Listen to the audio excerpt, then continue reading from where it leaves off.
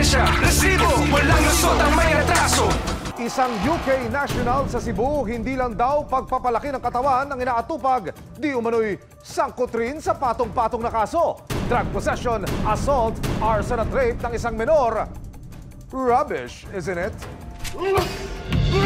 Minsan mo na rin bang napanood ang vlog na ito sa isang online video sharing application? Skimworks, boys. I hope you don't mind me getting your top all sweaty. Ang kanyang mga content, pagpe-flex ng kanyang macho body. Street fighting. Yes, good kick.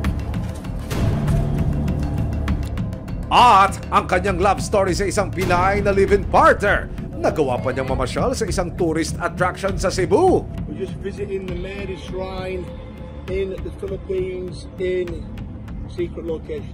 You probably know where it is. Ito pong individual na ito ay subject po ng investigation ng ating Fugitive Search Unit. It's really worrying po na nagtatago po siya dito sa Pilipinas, knowing his violent past. How are you doing, all my beautiful people? I hope everyone's okay. Pero teka, stop muna sa pag-scroll dahil ang bida sa video na yan, wanted pala ng mga otoridad dahil sa patong-patong ng mga kaso. Kinilala siyang si Derek Gordon Heggie. Kabilang sa mga kaso niya ang pagpapakalat ng malalaswang litrato at video, arson na panununog, illegal possession ng cocaine at pagnanakaw. Ayon sa BI, sakot din umano si Derek Gordon Heggie sa panggagahasa sa isang 16 years old na menor de edad sa UK. So, kaya nga kinukonsider natin siya na danger sa mga kababaihan at kabataan dito dahil nga sa mga kaso na kinakaharap niya sa UK.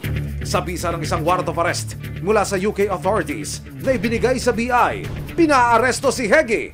Naku po! Let's get ready to rumble! Dahil ang mga otoridad ng Pinas nakatanggap daw ng tip kung saan posibleng nagtatago ang suspect. So, according nga sa information ng embassy, sinasabing dito sa Cebu, lumapag.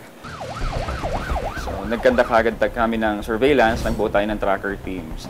During the surveillance operations nga, nakita natin na halos every week lumilipat-lipat siya ng kanyang pinagtataguan.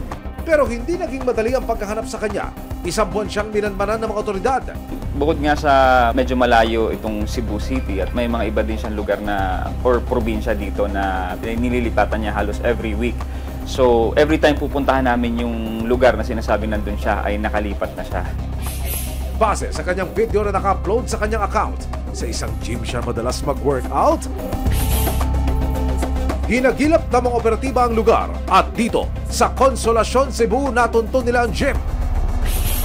Sir, kilala niyo po ba itong lalaking to?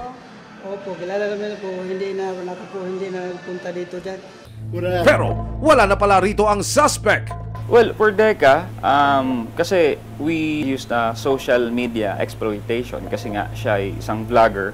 Although kahit vlogger siya, alam niyang wanted siya eh. So nagiging maingat siya sa pag-upload ng mga videos niya, iniiwasan niyang mag-tag ng location.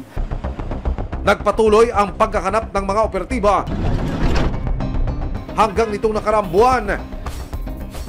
Namata ng suspect sa isang mall sa Consolacion, Cebu. Pa-order-order at pa-shopping-shopping lang. Oops! Target spotted! Pagkatapos mag-fully paid sa cashier, ang mga atraso niya naman kaya ang susunod niyang pagbabayaran? May ebidensya, resibo, walang lusot ang may